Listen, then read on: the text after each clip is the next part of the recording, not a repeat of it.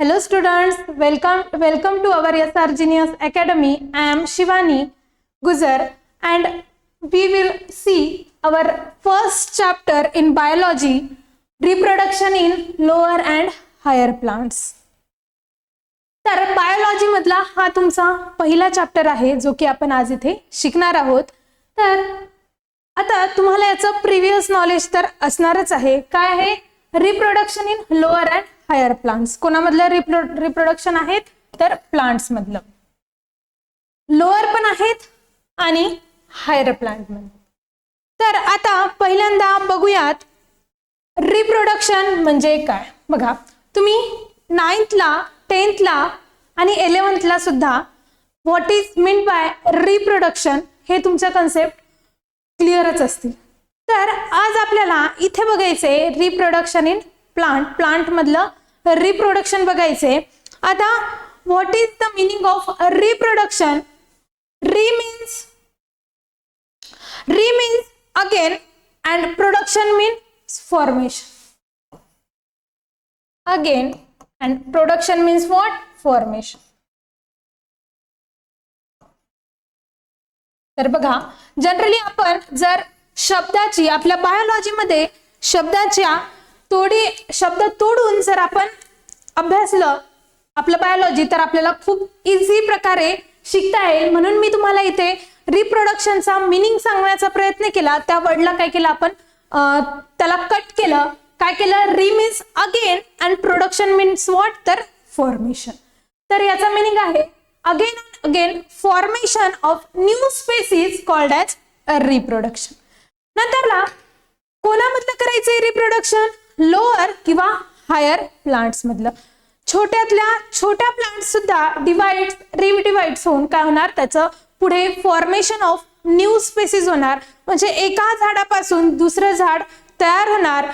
ते छोट्यातल्या छोटं झाड असू द्या, अल्गी किंवा मल्टीसेल्युलर असू द्या किंवा हायर मधलं प्लांट कोणतं पण घ्या, बनियान ट्री वगैरे. तर या सगळ्या जी काही झाडं आहेत त्यांच्यामध्ये काय होणार आहे? रिप्रोडक्शन होणार आहे. तर आपल्याला या चॅप्टर मध्ये हेच शिकायचंय what is mean by reproduction. तर reproduction is the process of production of young one that is offspring like parents. Parents सारखे ज्या प्रोसिजर मध्ये ऑफस्प्रिंग तयार होत आहेत त्याला आपण काय म्हणणार? रिप्रोडक्शन. बघा, आपण पण आपल्या आई वडिलांपासून काय झालेलं आहे? प्रोड्यूस झालेला आहोत. म्हणजे काय? Parents to offspring, the process of formation of young ones from parents, याला काय म्हणणार आपण? रिप्रोडक्शन असं म्हणणार. तर बघा, आणि आता पुढे बघूयात रिप्रोडक्शनचं इंट्रोडक्शन. आता रिप्रोडक्शन का गरजेचं आहे? तर रिप्रोडक्शन एकतर स्पेसीज काय होतील? पुन्हा पुन्हा नवीन स्पेसीज तयार होत राहतील. म्हणजे कंटिन्युएशन येईल फॉर्मेशन मध्ये. यासाठी किंवा एक्झिस्ट होणार नाहीत त्या स्पेसीज, यासाठी रिप्रोडक्शन फार गरजेचं आहे. तर बघा काय सांगितलं आहे? Reproduction is production of young one like parents. काय म्हणलं? कोणाचं प्रोडक्शन केलं? यंग वन्सचं. कोणासारखं? पॅरेंट्स. पॅरेंट्स पासून काय तयार झाले? यंग वन्स फॉर्म झाले किंवा प्रोड्यूस झाले. याला आपण काय म्हणणार? रिप्रोडक्शन असं म्हणणार. ठीक आहे. नंतर बघा पुढे काय सांगितले की essential process related to continuity of species. Species to species काय होणार? म्हणजे एका स्पेसीज पासून दुसरे स्पेसीज, आपण एक झाड लावलं की त्याच्यापासून पुन्हा पुढचे झाड प्रोड्यूस होतील. ही काय राहील? मग कंटिन्युअस प्रोसेस राहील. म्हणून इथे काय म्हणलं? ही काय आहे? इसेन्शियल प्रोसेस आहे एकतर. आणि रिलेटेड कशासाठी आहे? का गरजेची आहे? तर कंटिन्युइटी ऑफ स्पेसीज. म्हणजे स्पेसीज कंटिन्यू पुढे चालत राहिले पाहिजे किंवा ते जनरेशन टू जनरेशन पुढे प्रोड्यूस होत राहिले पाहिजे. याच्यासाठी इसेन्शियल आहे काय? तर रिप्रोडक्शन. नंतरला पुढे बघा, पुढे काय सांगितलं? To maintain continuity of life. बघा, पूर्ण आपली लाईफ लाईफ सतत चालत राहावी, जे लाईफ कधी संपू नये किंवा एक्झिस्ट होऊ नये यासाठी गरजेचं आहे reproduction to maintain continuity of life. To काय मेंटेन करायसाठी, काय आपली कंटिन्युइटी मेंटेन करायसाठी ही प्रोसेस फार गरजेची आहे. Organism produce offspring showing similar character. बघा काय म्हणलं, ऑर्गॅनिझम प्रोड्यूस ऑफस्प्रिंग काय करत आहे, एका पॅरेंट्स पासून ऑफस्प्रिंग तयार होत आहे. आणि आता आपले आणि आपल्या आई वडिलांचे दिसणं किंवा काही जेनेटिक किंवा काही कॅरेक्टर्स काय आहेत, भरपूर सेम आहेत. म्हणजे काय सिमिलर कॅरेक्टर शो काय करणार ते, म्हणजे पॅरेंट्स आणि आपल्यामध्ये खूप साऱ्या काय आहेत सिमिलॅरिटीज आहेत. म्हणजे काय सिमिलर कॅरेक्टर आहेत. म्हणजे पॅरेंट्स पासून ऑफस्प्रिंग आणि त्यांच्यातले जे काय कॅरेक्टर आहेत ते कसे आहेत तर सिमिलर आहे असं त्यांनी सांगितले. टू मेंटेन काय पहिलं कंटिन्युइटी ऑफ लाईफ. आणि पुढे काय म्हटलं, ऑर्गॅनिझम प्रोड्यूस ऑफस्प्रिंग. ऑर्गॅनिझम काय तयार करणार ऑफस्प्रिंग आणि त्यांच्यामध्ये कॅरेक्टर कसे राहणार सिमिलर कॅरेक्टर राहणार. ठीक आहे. नंतरला पुढे बघा काय सांगितले, याचे 2 टाइप्स आहे, मेन 2 टाइप्स आहे. कोणते आहे, asexual reproduction and sexual reproduction. Reproduction are of 2 type. First is asexual reproduction and second is sexual reproduction. बघा पहिला पॉइंट काय सांगितलं होतं, एकदा आपण क्विक रिवाइज करू नेक्स्ट स्लाइडच्या आधी. Reproduction is the production of young one like parents. ठीक आहे. नंतरला दुसरा पॉइंट काय आहे, ही काय आहे, इसेन्शियल प्रोसेस आहे related to continuity of species. Species to species continuity राहावं यासाठी काय आहे ही स्पेसिस, ही प्रोसेस इसेन्शियल आहे. नंतरला to maintain continuity of life. Life मध्ये कंटिन्युइटी राहण्यासाठी रिप्रोडक्शन ही प्रोसेस महत्वाची आहे. Organism produce offspring. ऑर्गॅनिझम काय करणार, कोणतेही ऑर्गॅनिझम असू द्या किंवा प्लांट च्या ऑफस्प्रिंग तयार करणार showing similar character to parents. आणि काय राहील त्याचे कॅरेक्टर्स मिळते जुळते कोणासारखे राहील तर पॅरेंट्स सारखे त्याचे कॅरेक्टर्स राहील सिमिलर. नंतरला पुढे सांगितलं आहे 2 टाइप. आता काय reproduction are of 2 types. First is asexual reproduction and second is sexual reproduction.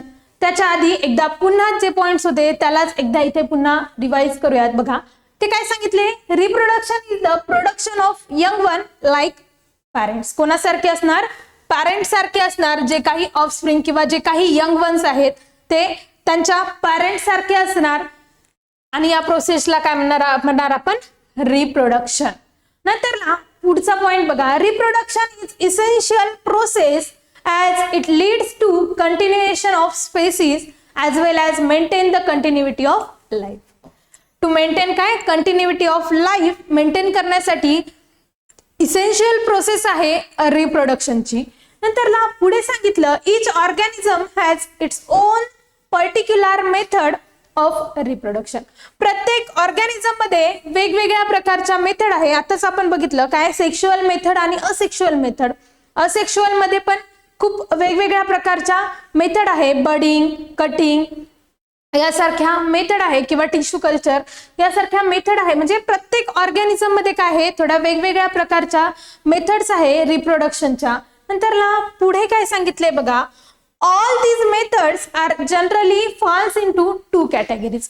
या सगळ्या ज्या काही मेथड्स आहेत त्या अंडर 2 कॅटेगरीज मध्ये येतात. त्या कॅटेगरीज आहे, first one is asexual reproduction and second one is sexual reproduction.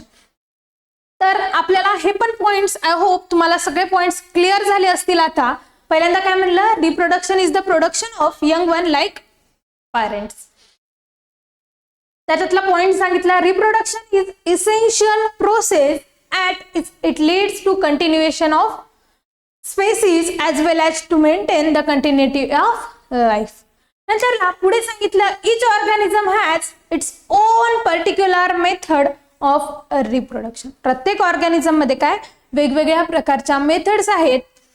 पण त्या मेथड्स त्याच्या मेन ज्या मेथड्स आहेत त्या काय आहेत फक्त 2च आहेत.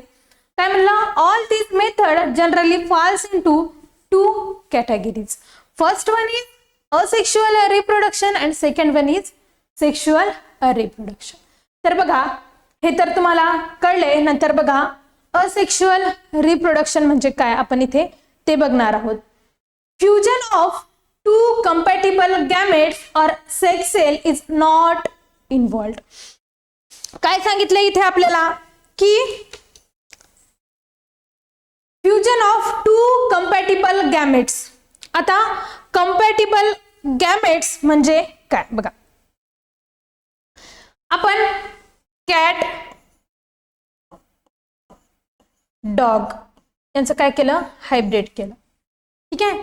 आता म्हणजे कॅट एक वेगळी कॅटेगरी आहे आणि डॉगची काय आहे एक वेगळी कॅटेगरी आहे. याच्यापासून आपल्याला काय भेटेल तर हायब्रिड भेटेल. ठीक आहे. पण हे नॅचरली पॉसिबल आहे का, नॅचरली असं काही होऊ शकते का तर नाही. मग हे कंपॅटिबल नाही. आता कंपॅटिबल म्हणजे काय बघा. आपण डॉग घेतला आणि या डॉगचं काय केलं किंवा बघा डॉग घेतला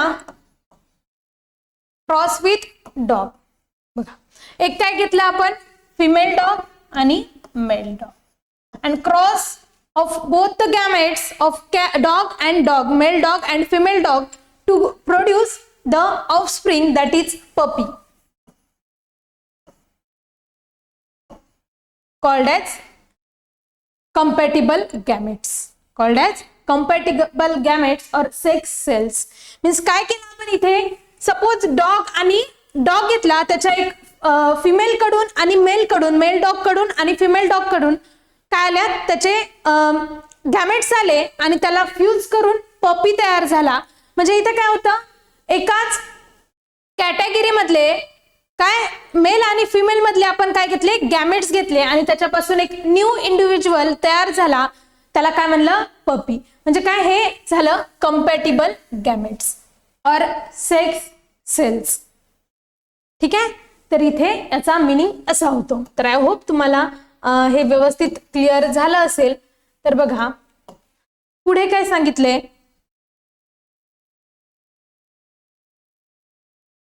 म्हणजे काय केलं, fusion of two compatible gametes are or sex cells is not involve. म्हणजे मेल आणि फिमेल यांच्यासारखे गॅमेट्स इथं असेक्शुअल रिप्रोडक्शन मध्ये इन्व्हॉल्व होत नाही असं त्यांनी सांगितले. तर कंपॅटिबल गॅमेट्स म्हणजे तर तुम्हाला व्यवस्थितरित्या कळले. नंतरला पुढे काय सांगितले बघा, production of genetically identical progeny that is clone. बघा यांच्यामध्ये जे काही जेनेटिक कॅरेक्टर्स आहे किंवा जेनेटिक जे काही कॅरेक्टर्स आहे त्याच्यामध्ये काहीही चेंज होणार नाही कोणामध्ये, ऑफस्प्रिंग मध्ये. म्हणजे पुढच्या जनरेशन मध्ये जेनेटिक व्हॅरिएशन टोटली काय असणार, अब्सेंट असणार. काय जेनेटिक व्हॅरिएशन टोटली अब्सेंट असणार, म्हणून याला काय म्हणायचं क्लोन. म्हणजे त्याच्यापासून जे तयार होणार आहे ते काय असणार, त्याला आपण क्लोन म्हणतो. That is genetically identical to progeny. That is genetically identical to progeny म्हणजे पॅरेंट सेल सारखे एक्झॅक्ट कॉपी असणार आहे, त्याला काय म्हणायचं आपण क्लोन असं म्हणायचं. ठीक आहे. नंतरला बघा progeny from a single organism. ही प्रोजेनी एका सिंगल ऑर्गॅनिझम पासून सुद्धा तयार होऊ शकते असं त्यांनी सांगितले. नंतरला inheritance of gene of parent by progeny. आता inheritance of gene of parents by the progeny. नंतरला आता इथे सांगितलंय मोड्स ऑफ असेक्शुअल रिप्रोडक्शन. पुढे बघा काय सांगितले, मोड सांगितलेले आहे.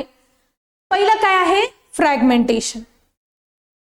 आता बघा असेक्शुअल रिप्रोडक्शनचा पहिला टाइप आहे फ्रॅगमेंटेशन. फ्रॅगमेंटेशन मध्ये जनरली मल्टीसेल्युलर ऑर्गॅनिझम प्रेझेंट असतात आणि स्मॉल पीस एखाद्या, तर सपोज इथे एक्झाम्पल दिलेलं आहे इस्टचं. ठीक आहे. इस्टचं एक्झाम्पल दिलेलं आहे किंवा इथं आपल्या फ्रॅगमेंटेशन मध्ये अल्गी किंवा स्पायरोगायरा. आपण स्पायरोगायरा घेऊ. जनरली स्पायरोगायरा या टाइप मध्ये राहतं. ठीक आहे. या टाइप मध्ये स्पायरोगायराचं स्ट्रक्चर राहते. आता फ्रॅगमेंटेशन मध्ये हे तर मल्टी सेल्युलर ऑर्गॅनिझम आहे. आता फ्रॅगमेंटेशन मधले जे ऑर्गॅनिझम आहे ते काय मल्टी सेल्युलर ऑर्गॅनिझम आहे आणि फॉर एक्झाम्पल अल्गी किंवा स्पायरोगायरा. आपण स्पायरोगायरा घेऊ. त्याच्यातला एक स्मॉल पीस घेतला मी, काय केला, या स्पायरोगायरा मधला एक स्मॉल पीस घेतला आणि त्याचा फ्रॅगमेंट घेतला आणि त्याच्यापासून सुद्धा ही पूर्ण बॉडी ही तयार होते. काय एका स्मॉल पीस पासून पण होल बॉडी तयार होऊ शकते. हे कशात होऊ शकते? फक्त आणि फक्त फ्रॅगमेंटेशन मध्ये. कशात? फ्रॅगमेंटेशन मध्ये. अच्छा, सपोज ऍक्सिडेंटल ब्रेकिंग सुद्धा झाली आणि तोच पीस एखाद्या साईडला जाऊन पडला आणि त्याच्यापासून सुद्धा होल बॉडी प्रोड्यूस होण्याची क्षमता याच्यात आहे. तर काय आहे हे फ्रॅगमेंटेशन. आणि एक्झाम्पल लक्षात ठेवा, म्हणजे स्मॉल पीस पासून सुद्धा होल ऑर्गॅनिझम तयार होऊ शकतो. आणि याच्यात काय सांगितले? एक्झाम्पल आहे अल्गी आणि स्पायरोगैरा. काय एक्झाम्पल सांगितले? फर्स्ट वन इज अल्गी आणि सेकंड वन इज स्पायरोगैरा. नंतरला पुढे बडिंग सांगितले. आता बडिंग म्हणजे काय बघा. अच्छा, जनरली युनिसेल्युलर ऑर्गॅनिझमचं इथे आपल्याला एक्झाम्पल दिलेले आहे. कोणता आहे तो? ईस्ट. ईस्टचा आपल्याला इथे एक्झाम्पल दिलं गेले.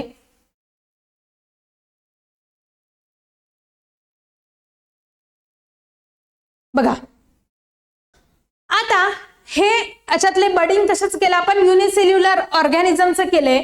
One or more outgrowth that is birds. बघा एका झाडाला किंवा एका ईस्टला काय झालं? इथं आउटग्रोथ झाली त्याची, म्हणजे त्याचं स्ट्रक्चर थोडं बाहेर आलं आणि त्याच्यापासून फॉर्मेशन काय झालं?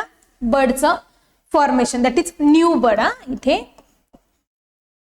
न्यू बर्डचं फॉर्मेशन झालं. बघा आता काय घेतलं आपण इथे? मदर सेल घेतला. ठीक आहे, एखादा मदर सेल, त्याच्यात व्हॅक्यूल प्रेझेंट आहे आणि हा न्यूक्लियस आहे.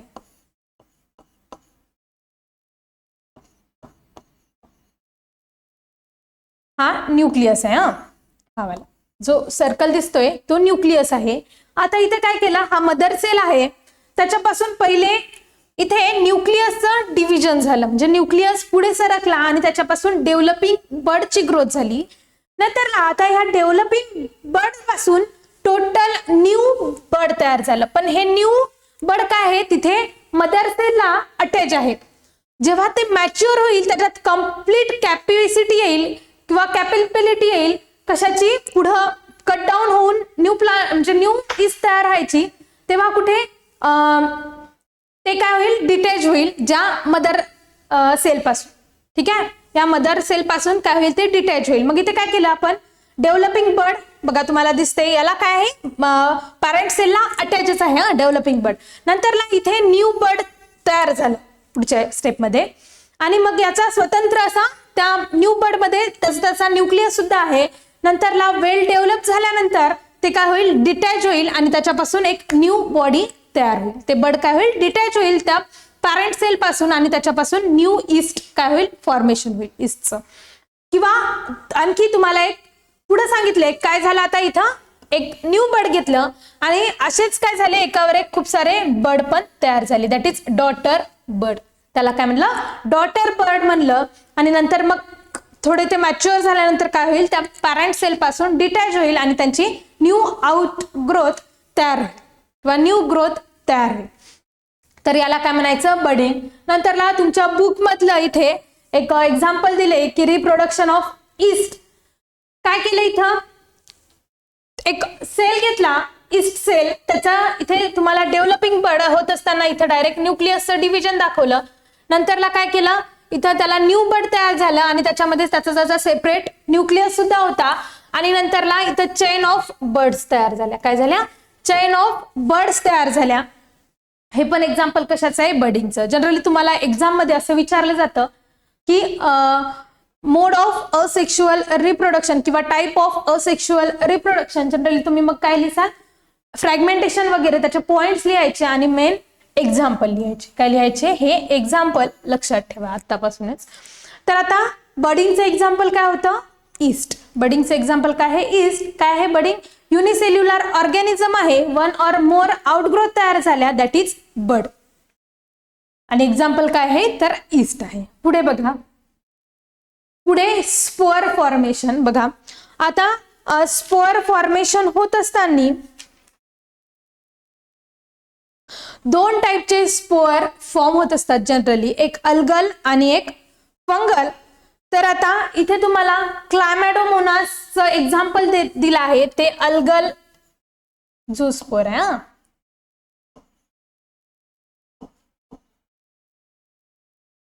हे अल्गल झूस्पोअर आहे, याचं एक्झाम्पल दिलेले आहे, दॅट इज क्लायमॅडोमोनास. बघा आता याचे डिफरंट टाइप्स आहेत, खूप सारे. अल्गल आहे, फंगल पण आहे. जर फंगलचं घेतलं तर पेनिसेलियम असते आणि ते नॉन मोटाईल असतात. आता अल्गलमध्ये हे क्लायमॅडोमोनास आहे आणि हे मोटाईल आहे. काय आहे? मोटाईल. दॅट इज त्यांच्यामध्ये ॲबिलिटी आहे एका ठिकाणावरून दुसऱ्या ठिकाणी जाऊ शकतात, म्हणजेच लोकोमोशन साठी त्यांना फ्लॅजेला दिलेले आहेत. बघा काय दिलेले आहेत? फ्लॅजेला दिलेले आहेत. हे जनरली बायफ्लॅजेलेटेड असतात, म्हणजे त्यांना 2 फ्लॅजेला दिलेले आहे. कशाला? क्लायमॅडोमोनासला. तर पॉइंट बघूयात. याचे डिफरंट टाइप आहे. फ्लॅजेलेटेड मोटाईल झूस्पोअर. तुम्हाला आता सांगितलं यांच्यामध्ये काय प्रेझेंट आहे? फ्लॅजेला प्रेझेंट आहे. कशासाठी? लोकोमोशन साठी. कारण हे जनरली पाण्यामध्ये राहतात. कुठे राहतात? तर पाण्यामध्ये राहतात. त्याच्यामुळे त्यांना स्विमिंग साठी किंवा एका ठिकाणावरून दुसऱ्या ठिकाणी जायसाठी, स्विम करण्यासाठी यांना फ्लॅजेला दिलेले आहेत. तर बघा काय होत असतं, म्हणून याला फ्लॅजेला दिलेले आहे. आता स्पोअरचं फॉर्मेशन कसं होते बघा. ही पॅरेंट सेल आहे आणि याच्यात दॅट इज झूस्पोरॅन्जियम. काय आहे? पॅरेंट सेल आणि ती झूस्पोरॅन्जियम. आता याच्यात त्याचे झूस्पोअर काय झाले? मॅच्युअर झाले तेव्हा काय होते? हे पॅरेंट सेल ब्रस्ट आउट होणार आणि त्याच्यापासून झूस्पोअर बाहेर पडले जाणार आणि ते कसे आहेत? डायफ्लॅजेलेटेड आहे, म्हणजेच काय? स्पोअरचं फॉर्मेशन झाले. ठीक आहे. पॉइंट काय सांगितले? याचे डिफरंट टाइप आहे, अल्गल, फंगल. आता फंगाईमध्ये काय होईल? ज्या त्याच्यात जे काही हायफी राहतील त्या काय होईल? ब्रस्ट आउट होऊन त्याचे स्पोअर काय येतील? बाहेर पडतील. तर इथे काय सांगितलं? फ्लॅजिलेटेड मोटाईल झूस्पोअर आहेत. नंतरला त्यालाच काय म्हणलं आपण? झूस्पोरॅन्जिया. आणि कसे आहेत? बायफ्लॅजिलेटेड झूस्पोअर आहे. मला आता सांगितलंय बघा. हा झूस्पोअर आणि ह्याला काय आहे? 2 फ्लॅजेल आहे. कशासाठी? लोकोमोशन साठी, एका ठिकाणावरून दुसऱ्या ठिकाणी इझिली ते स्विम करून जाता येईल यासाठी काय दिलेले आहे? त्यांना फ्लॅजेला दिलेला आहे. आणि हे एक्झाम्पल कशाचं आहे? तर अल्गल झूस्पोअरचं आहे. हा, तर हे होतं झूस्पोअर. पुढे बघा, चला पुढे बघूयात. Vegetative reproduction. आता व्हेजिटेटिव्ह रिप्रोडक्शन म्हणजे काय? तर जनरली जे सेक्शुअल पार्ट सोडून, कशाचे?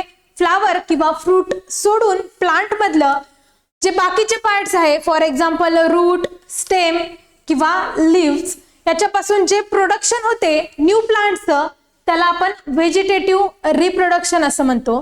तर काय सांगितले? Plants reproduce asexually through their vegetative parts, that is leaf, root और स्टेम. याच्यापासून काय होणार? न्यू प्लांटचं प्रोडक्शन होणार, त्याला आपण व्हेजिटेटिव्ह रिप्रोडक्शन असं म्हणतो. पुन्हा एकदा बघा. Plant reproduce asexually through their vegetative parts. Hence, the new plant form are genetically identical to their parents. आता काय झाले? आपण त्याच्यात काही चेंजेस होतील का? नाही, कारण आपण स्टेमला कट केला आणि दुसऱ्या ठिकाणी पेस्ट केलं. तर त्या ठिकाणी म्हणजे जेनेटिकली सेम प्लांट्स किंवा जेनेटिकली आयडेंटिकल प्लांट्स आपल्याला दिसतील. काहीही चेंजेस दिसणार नाही जेनेटिक्स मध्ये किंवा त्याच्या जेनेटिक कॅरेक्टर्स मध्ये काहीही चेंजेस दिसणार नाही, म्हणजेच genetically identical to their parent plant. ठीक आहे. तर असं यांनी सांगितलंय, म्हणजे काय? Plant reproduce asexually through their vegetative parts. Hence the new plants formed are genetically identical to their parents. कोणासारख्या असतील? त्यांच्या पॅरेंट्स सारख्या, म्हणजे आयडेंटिकल असतील. कोणासारख्या? तर पॅरेंट्स सारख्या. नंतरला पुढचं बघा. There are also few method which would not occur naturally in the plant. काही अशा मेथड आहे व्हेजिटेटिव्ह प्रोपॅगेशन मध्ये किंवा व्हेजिटेटिव्ह रिप्रोडक्शन मध्ये ज्या नॅचरली ऑकर होत नाही, तरी पण रिप्रोडक्शन असेक्शुअल वेनी करता येते. Agriculture and horticulture exploit vegetative reproduction in the order to multiply fresh stock of plant. आता एखादं स्टॉक घेतलं, फ्रेश असं प्लांट घेतलं आपण आणि त्याला काय घेतलं? कट केलं आणि त्याला अगर मध्ये टाकलं, अगर सोल्युशन मध्ये, आणि with the help of tissue culture आपल्याला मेनी प्लांटलेट्स किंवा मेनी प्लांट्स थोड्या कमी वेळात आणि खूप जास्त क्वांटिटीमध्ये भेटू शकतात, हे त्याचं एखादा आपण एक्झाम्पल कन्सिडर करू शकतो. तर काय सांगितलं, ऍग्रिकल्चर किंवा हॉर्टिकल्चर मध्ये एक्सप्लॉइट व्हेजिटेटिव्ह रिप्रोडक्शनचा यूज होतो in order to multiply fresh stock. कशासाठी, खूप जास्त संख्येने आपल्याला एखादं प्लांट पाहिजे असेल तर त्याला आपण आर्टिफिशियली सुद्धा ग्रो करू शकतो. Artificial method are use to propagate desired variety according to human requirement. आपल्या रिक्वायरमेंट्स नुसार आपण काय केलं, अशा आर्टिफिशियल मेथड सुद्धा शोधून काढल्या, जेणेकरून एका प्लांटला आपण मल्टिप्लाय करून खूप साऱ्या प्रमाणात त्याला तयार करू शकतो with the help of this vegetative reproduction. The various method are as follow. आता बघा, व्हेजिटेटिव्ह प्रोपॅगेशनच्या 3 महत्वाच्या काय आहेत, प्रकार आहेत. पहिला आहे किंवा मेथड आहे, पहिला आहे कटिंग, दुसरा आहे ग्राफ्टिंग आणि तिसरा आहे टिश्यू कल्चर. कोणता आहे, vegetative propagation are of 3 method. First one is cutting, second one is grafting and third one is tissue culture. तर चला बघूयात आपण या 3 मेथड कोणत्या आहेत ते. आता आपल्याला हे तर कळलं की व्हेजिटेटिव्ह पार्ट्स म्हणजे कोणते, लीफ, स्टेम किंवा रूट. हे 3 पार्ट्स म्हणजेच काय, vegetative parts of the plants आहेत. तर नेक्स्ट त्याच्यावरच डिपेंड अशा 3 मेथड आहे. त्याच्यातली फर्स्ट वन आहे cutting. The small piece of any vegetative part of a plant having one or more bud is used for propagation. काय काय ते सांगितलं, एखादा small piece of any vegetative part of the plant having one or more bud is used for propagation.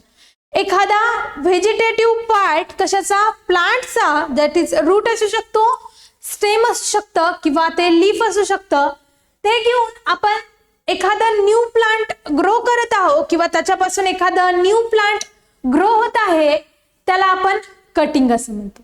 काय म्हणतो, त्याला cutting असं म्हणतो. आता इथे स्टेम कटिंग, लीफ कटिंग आणि रूट कटिंग असे 3 एक्झाम्पल तुम्हाला इथे सांगितले गेले आहेत. काय करणार आहोत आपण त्याचा एखादा, आता बघा स्टेम कटिंग मध्ये इथे तुम्हाला काही इमेजेस दाखवलेले आहेत stem कटिंगच्या. With the help of these images, we clear our doubt. तर बघा स्टेम कटिंग काय आहे, ते काय केलं आपण, रोजचं जे प्लांट आहे त्याच्या काय केल्या, स्टेमला कट केलं. रोजच्या जी काही प्लांट आहे त्याच्या काय केलं आपण, बड पासून सेपरेट आउट केलं आणि त्याची कट केलं आणि या प्रकारे आपल्याला त्याची काय भेटली, फांदी भेटली.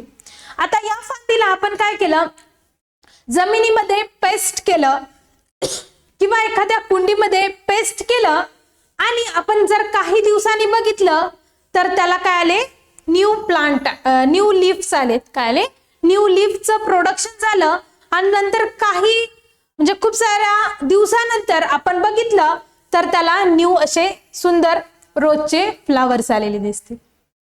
तर हे एक्झाम्पल कशाचं आहे, स्टेम कटिंगचं आहे.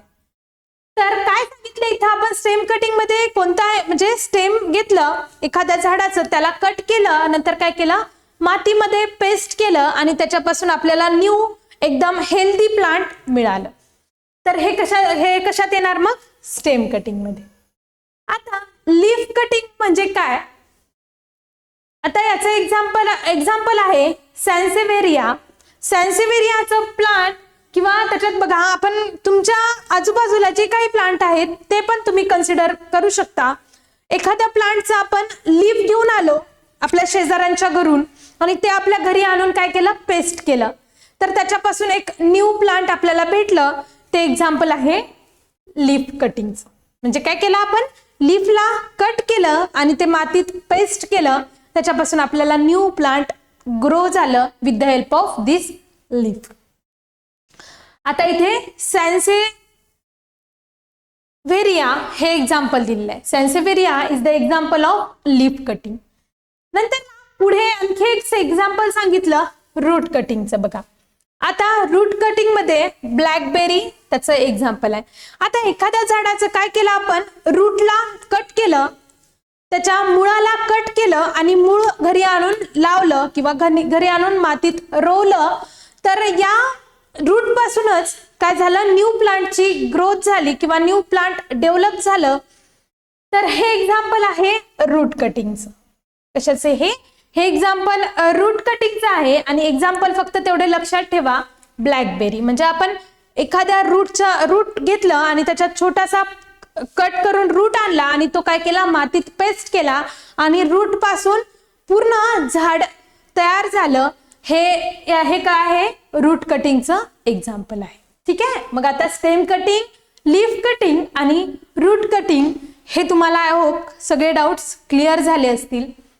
म्हणजे आपण स्टेमच्या कटिंग पासून किंवा लीफच्या कटिंग पासून किंवा रूटच्या कटिंग पासून काय केलं, न्यू प्लांट तयार केलं किंवा न्यू प्लांट तयार झालं with the help of cutting. आता हे काय आहे, कटिंगच्या या काही स्टेप्स होत्या किंवा म्हणजे काही स्टेम पासून, लीफ पासून किंवा रूट पासून जर त्याची कटिंग केली तर त्यापासून आपल्याला न्यू प्लांट मिळालं.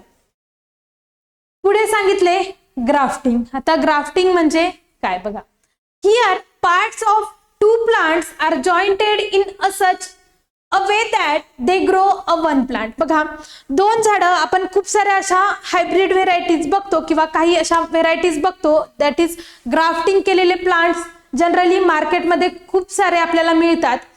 त्या झाडाला किंवा आंबा बघा, काही आंबे राहतात, त्या आंब्याला दोन झाडाला काय केलं जाते, मिक्सअप केलं जाते. किंवा एखाद्या सपोज आंबा घेतला आणि त्या आंबा खूप जास्त मोठा आहे पण त्याला रसच नाही आहे, त्या आंब्यामध्ये रसच नाही आहे. किंवा एखादं झाड असं घेतलं की एखाद्या झाडाला खूप जास्त पाणी येत आहे पण आंबे कमी येत आहे, तर आपण त्या दोन व्हेरायटीला मिक्स केलं तर काय होईल, म्हणजे एक आपण असं झाड घेऊ की त्या आंब्याला खूप मोठाले आंबे येत आहेत पण त्याला म्हणजे साईजला काय आहे, खूप मोठे आंबे आहेत. आणि दुसरं एक्झाम्पल घेतलं की त्याचा रस काय आहे, खूप गोड आहे. तर आपण काय केलं, त्या व्हेरायटीला दोन्हीला फ्यूज केलं तर आपल्याला त्याच्यापासून एक छान असं, ज्याचे आंबे पण काय असतील, मोठे असतील, प्लस त्याचा रस पण काय असेल, एकदम स्वादिष्ट आणि गोड असेल, अशा व्हेरायटीज खूप साऱ्या आपल्याला बघायला मिळतात. शेतकऱ्यांना सुद्धा विचारलं तरी ते सांगू शकतील. किंवा जर आपण नर्सरीमध्ये गेलो तर आपल्याला एकाच झाडाला दोन असे फुले येताना दिसतात. एकाच झाडाला सपोज आपण जास्वंदीचं किंवा रोजचं एक्झाम्पल घेतलं तर एका झाडाला येलो सुद्धा रोजेस येतात आणि व्हाईट सुद्धा रोजेस येतात. तर अशा दोन व्हेरायटीजला इथे मिक्सअप केलं जातं आणि त्याच्यापासून न्यू प्लांट डेव्हलप केलं जातं. याला काय म्हणायचं, ग्राफ्टिंग. याला आपण ग्राफ्टिंग असं म्हणतो. तर here the parts of two plants are jointed in such a way that they grow a one plant. दोन प्लांटला फ्यूज करून त्याच्यापासून एक नवीन आणि एकदम चांगलं प्लांट याच्यापासून तयार होऊ शकतं with the help of grafting. In this method part of stem containing more than one bud that is scion. काय घेतलं इथे, स्टेम घेतलं एक, त्याला आपण स्कायॉन असं म्हणलं, is jointed into a rooted part called age stock. आता हा जो स्टेमचा पार्ट आहे याला आपण स्कायॉन असं म्हणलं आणि जो काही रूटचा पार्ट आहे त्याला आपण स्टॉक म्हणलं,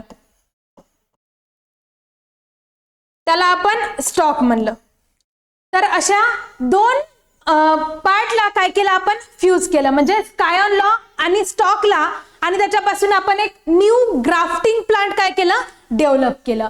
तर त्यालाच आपण ग्राफ्टिंग म्हणतो. फक्त एवढं लक्षात ठेवा, जो स्टेमचा पार्ट होता त्याला स्कायॉन म्हणलं आणि जो रूटचा पार्ट होता त्याला स्टॉक म्हणलं. तर त्याच्यापासून न्यू प्लांट तयार केलं त्याला आपण ग्राफ्टिंग म्हणणार. काय म्हणणार ग्राफ्टिंग असं त्याला म्हणणार. नंतरला बघा, where budding is also called as bud grafting is in which only one bud is jointed on the stalk, that is apple, pear किंवा मी जे तुम्हाला आता एक्झाम्पल सांगितलं ते रोजचं. काय केलं बघा, आता इथे तुम्हाला जनरली ही रोजची ग्राफ्टिंग केलेली आहे. इथे काय केलं, एक बड घेतलं, त्याच्या बडच्या याच्यात एक न्यू प्लांट किंवा जे काही त्यांना न्यू पाहिजे होतं त्याचं तिथे पार्ट काय केला, इन्सर्ट केला आणि बघा तुम्हाला इथं न्यू बड येऊन काय करत आहे, इथं त्याच्या लीव्स आलेल्या किंवा त्याची मस्त आउटग्रोथ सुद्धा दिसत आहे, एकदम हेल्दी प्लांटची. आणि काय केलं जातं मग याच्यावरून पूर्ण असा पॉलिथिनने त्याला रॅप्ड केलं जातं आणि त्याच्यापासून आपल्याला न्यू व्हेरायटी मिळू शकते. जसं की आता इथे सपोज मग काय येतील, त्याला रेड पण फ्लावर येतील किंवा येल्लो, रेड आणि येल्लो दोन्ही पण फ्लावर येतील. तर जनरली काय केलं जातं, असं तिरकस कट केलं जातं फ्लावरला आणि याला खालच्या याला आणि याला पेस्ट केलं जातं. इथं काय केलं जातं, पॉलिथिननी रॅप केलं जातं. मग काही दिवसांनी तिथून आपल्याला इथून आउटग्रोथ, इथं लीफ सुद्धा आलेले दिसतात. यालाच काय म्हणायचं, ग्राफ्टिंग असं आपण याला म्हणतो. नंतरला बघा पुढे काय सांगितलंय, last one is tissue culture. आता टिश्यू कल्चर मध्ये काय केलंय, it is a method by which a small amount of plant tissue is carefully grown to give many plantlets. That is micropropagation method is also used nowadays. He method generally lab मध्ये एकदम hygienic condition मध्ये केली जाते. काय केलं जातं, आता हे बघा तुम्हाला इथे दिसत आहे, एक टेस्ट ट्यूब घेतली आणि त्याच्यामध्ये आपण कोणतेही झाड घेतलं आणि त्या झाडाचं एक with the help of tissue, एखादा टिश्यू जरी आपण या सोल्युशन मध्ये टाकला. आता हे सोल्युशन कोणतं आहे, अगारचं सोल्युशन आहे. हे जनरली लॅब मध्ये या अगारच्या सोल्युशन मध्ये जे काही त्याला न्यूट्रिएंट्स पाहिजे आणि जे कशात आहे, सॉइल मध्ये प्रेझेंट आहे, त्या न्यूट्रिएंट्सला या अगारच्या सोल्युशन मध्ये टाकलं जातं आणि याला खूप जास्त हायजेनिक कंडिशन पाहिजे, कुठलाच मायक्रो ऑर्गॅनिझम वगैरे याच्यात जर गेला तर ते पूर्ण प्लांट युजफुल नसेल, मग ते प्लांट खराब होऊन जाईल आणि ते प्लांट ग्रो होणार नाही. नंतरला काय झालं बघा, आपण एखादं कोणतंही प्लांट घेतलं आणि त्याला काय केलं, कट केलं आणि त्याला इथे पेस्ट केलं. मग तुम्हाला इथे बघा हे प्लांट अगारमध्ये असून सुद्धा एकदम छान असं ग्रो होताना दिसत आहे. दॅट इज कॅलसचं काय झालं, फॉर्मेशन झालं आणि लास्ट स्टेप मध्ये मग काय होईल, रूटचं फॉर्मेशन, कॅलसचं फॉर्मेशन आणि नंतर रूटचं फॉर्मेशन. नंतरला मग त्याला आपण थोडे दिवस ग्रीन हाऊस मध्ये ठेवून नंतरला आपण काय करतो, त्याला मातीमध्ये सुद्धा पेस्ट करू शकतो. म्हणजे याला कुठलंच काय लागले नाही, मातीचा वगैरे यूज न करता लॅब कंडिशन मध्ये आपण काय केलं, एखाद्या प्लांटला ग्रो केलं किंवा एखादा प्लांटचा टिश्यू घेऊन सुद्धा आपण त्याला ग्रो करू शकतो आणि त्याच्यापासून कंप्लीट प्लांट तयार करू शकतो. यालाच काय म्हणतात, टिश्यू कल्चर टेक्निक असं म्हणतात. आता याचा यूज काय, तर आपण छोट्या अमाऊंट म्हणजे छोट्या जागेत सुद्धा with the help of tissue culture खूप साऱ्या झाडं तयार करू शकतो. काय थोड्याशा छोट्या जागेमध्ये खूप सारे अशा प्रकारे झाडं तयार करू शकतो आणि याला टाइम पण काय राहतो, कमी लागतो, कारण आपण त्याला पूर्ण न्यूट्रिएंट देत आहे आणि पूर्ण न्यूट्रिएंटचा सोर्स त्यांना प्रोव्हाइड करत आहे. त्याच्यामुळे काय होणार, याची फास्ट ग्रोथ होणार, कमी टाइम मध्ये काय होणार, जास्त प्लांट्स आपल्याला आपण तयार करू शकणार. याला काय म्हणायचं, तर टिश्यू कल्चर असं आपण याला म्हणतो. That is tissue culture technique. काय म्हणलं, it is a method by which small amount of plant tissue is carefully grow to give many plantlets. That is micro propagation method. कोणत्या मेथडनी, मायक्रो प्रोपॅगेशनच्या मेथडनी is also used now a day. आता ही micro प्रोपॅगेशनची सुद्धा method काय होत आहे, यूज होत आहे. कशासाठी, टिश्यू कल्चरसाठी. म्हणजे एका छोट्याशा प्लांटच्या एखाद्या छोट्याच्या पार्ट पासून सुद्धा आपण न्यू प्लांट तयार करू शकतो आणि काय करणार, कमी वेळेमध्ये कमी जागेमध्ये आपण जास्त प्लांटलेट्स काय करू शकणार किंवा जास्त प्लांट्स काय करू शकणार, तयार करू शकणार. हे होतं सगळं आपण जे शिकलो ते असेक्शुअल रिप्रोडक्शन. हे काय होतं, व्हेजिटेटिव्ह रिप्रोडक्शन मध्ये आपण कटिंग शिकलो, ग्राफ्टिंग शिकलो आणि टिश्यू कल्चर टेक्निक सुद्धा शिकलो. तर आय होप तुम्हाला या सगळ्या टेक्निक क्लिअर झाल्या असतील. नंतरला आपण इथे असेक्शुअल रिप्रोडक्शन मध्ये 3 टाइप्स बघितले. कोणतं होतं, first one is fragmentation, second one is buddy and third one is spore formation. नंतरला आपण बघितलं की आता असेक्शुअल रिप्रोडक्शन मध्ये व्हेजिटेटिव्ह रिप्रोडक्शन आणि with the help of this fragmentation, spore formation and budding, याच्या आपण सगळ्या कन्सेप्ट आज क्लिअर केल्या आहेत. आय होप तुम्हाला हे मी जे शिकवलेलं आहे ते व्यवस्थितरित्या समजलं असेल आणि जे काही तुमचे कन्सेप्ट आहेत ते क्लिअर झाले असतील. तर आपण याच्यानंतर नेक्स्ट लेक्चरला याच्या पुढचं दॅट इज सेक्शुअल रिप्रोडक्शन म्हणजे काय हे बघूयात. तोपर्यंत थँक्यू सो मच.